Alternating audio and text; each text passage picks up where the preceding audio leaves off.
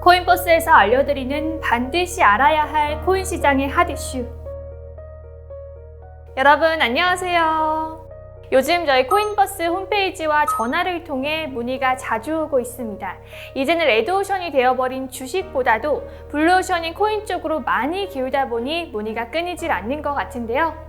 그래서 이번 영상에서는 코인 투자를 처음 하시는 분들, 이미 투자를 하고 있는 분들 가리지 않고 제일 많이 받는 질문을 토대로 Q&A 시간을 가져볼까 합니다.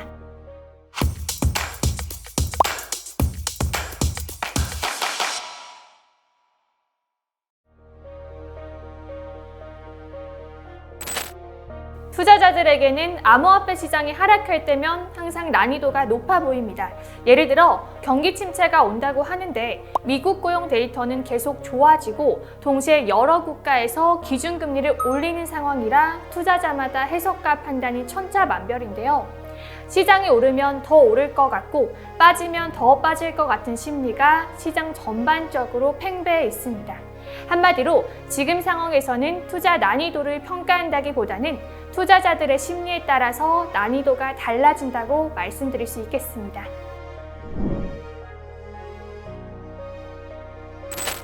특히 요즘 들어 투자자들에게서 이런 불만이 많이 나오고 있는데요. 고려할 변수가 많아져서 그렇습니다. 화폐 가치가 하락하여 물가가 전반적으로 꾸준히 오르는 경제 현상인 인플레이션과 금리 인상, 코로나 영향 등으로 인한 고려할 문제가 많아졌기 때문입니다.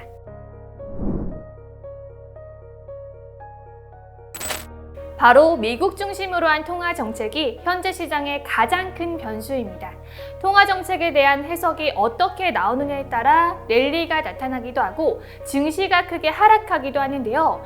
특히 파월 연준 의장이 공식 석상에서 발언하는 경우가 많지 않기 때문에 다른 연준 인사들보다도 파월 의장의 액션은 시장에 즉각적으로 반영되고 있습니다.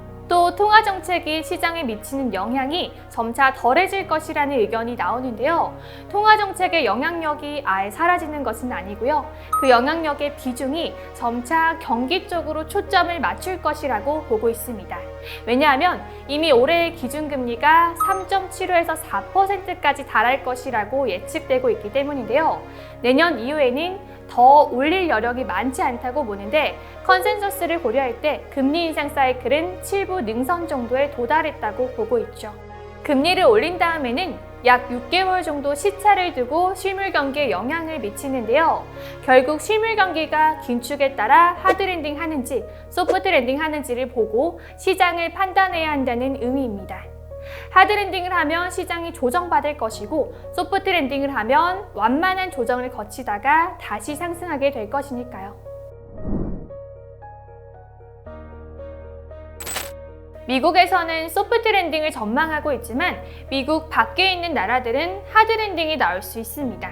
특히 김치코인을 비롯한 잡코인은 위험하기 때문에 시가총액 1조 이상의 코인을 중심으로 포트폴리오를 구성한다면 변동성이 크게 나타나더라도 잡코인보다는 더 안정성 있게 투자를 할 수 있으실 겁니다. 미국이 중국을 압박하는 방식이 더 다양해지고 고도화되고 있습니다. 트럼프 때는 단순히 관세 부과를 통해 중국에 압력을 넣었다고 하면 지금은 미국에 상장된 중국 기업, 기술, 지정학적 요인을 모두 건드리고 있는데요. 중국을 고립시키기 위한 여러 전술을 쓰고 있기 때문에 중국 경제나 기업에 미친 영향이 긍정적일 수는 없습니다. 자, 그렇다면 코인버스에서 유망하다고 꼽는 코인이 과연 있을까요? 대답은 yes! 당장은 수익이 나지 않더라도 내년, 내후년에 받아보고 투자하면 된다고 얘기하고 싶은데요. 이더리움 머지가 성공적으로 업데이트가 된다면 레이어2 관련 코인들이 주목할 만하다고 생각됩니다.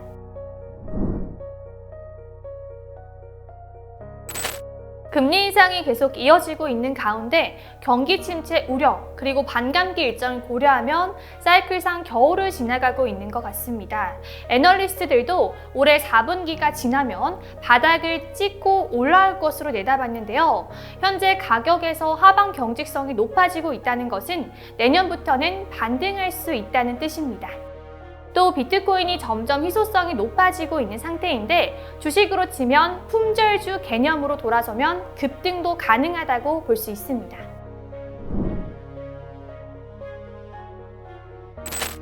그건 회복된 이후에 고민해도 늦지 않을 것 같습니다. 과거 경험상 기대가 크면 투자 심리에도 부정적인 영향을 줄 수 있기 때문에 일단은 바닥권을 통과하는 게 중요합니다. 다만 비트코인 장기 홀더 비중이 계속 늘어나고 있는 만큼 지금 가격에서는 크게 빠지지 않을 것으로 봅니다. 전체 시장 대비 비트코인 몸집이 너무 큰 건 맞지만 비트코인을 대체할 수 있는 코인은 아직은 없습니다. 지금 비트코인 시총이 약 500조 원대로 시총 1위인데 당장 시가총액 상위 코인을 살펴보면 아직은 격차가 너무나도 큽니다. 그나마 이더리움이 비트코인을 넘어설 코인으로 성장할 수 있다는 기대감이 있는데요. 다만 이더리움도 머지 업그레이드 이후 지분 증명에 대한 평가를 지켜봐야 하는 상황이라 비트코인만큼의 안정성이 좋고 시간이 지나면 기대해 볼 수 있지 않을까 싶기도 합니다.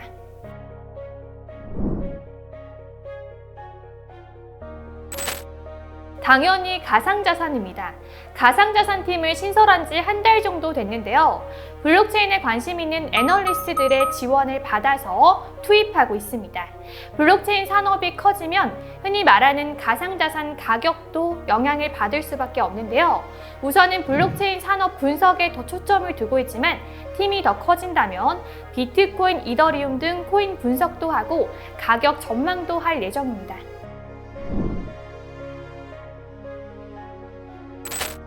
산업 분석에서 코인 가격 전망으로 담당하는 영역이 넓어지더라도 자산이 충분히 성숙해지기 전까지는 구체적인 숫자를 제시하긴 어려울 것 같습니다.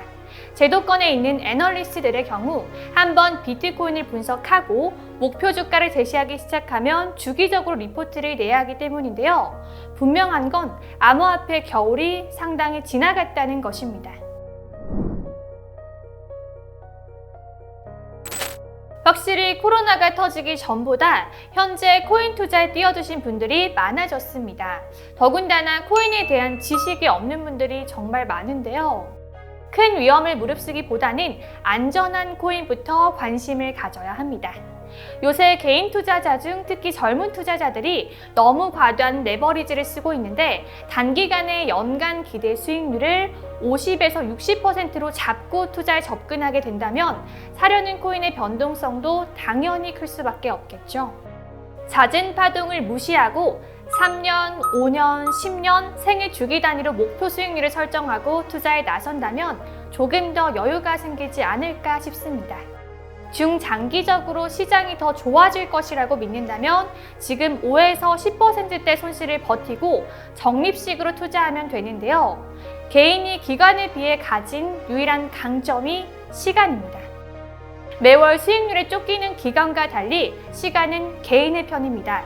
3년, 5년, 10년 평균으로 보면 주식시장에선 수익을 낼 확률이 높은데요.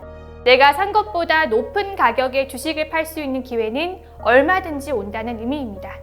이것이 바로 꾸준한 투자를 강조하는 이유 중 하나입니다.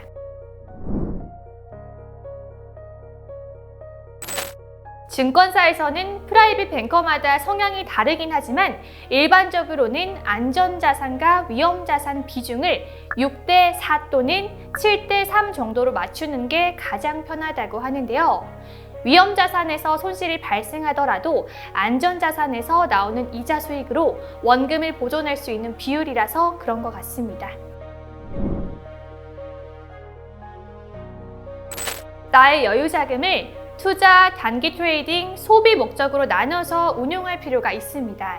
우리나라에서는 대부분이 자금을 트레이딩 목적으로만 사용하는데요. 코인 시장이 호황이면 예금에 있는 자금을 빼서 코인을 했다가 다시 코인이 물리면 자금을 빼서 예금에 넣어두는 걸로 반복합니다. 처음부터 자금 목적을 구분해 놓는다면 훨씬 더 여유롭게 투자 설계가 가능합니다. 자, 이렇듯 투자자분들이 궁금해하실 만한 내용을 Q&A 형식으로 풀어봤는데요. 이번 영상으로 도움이 좀 되셨을까요? 오늘 영상은 여기까지고요. 앞으로 여러분들이 성공적인 코인 투자를 할 수 있도록 코인버스에서 함께 도와드리겠습니다. 그럼 다음 영상에서 만나요. 안녕.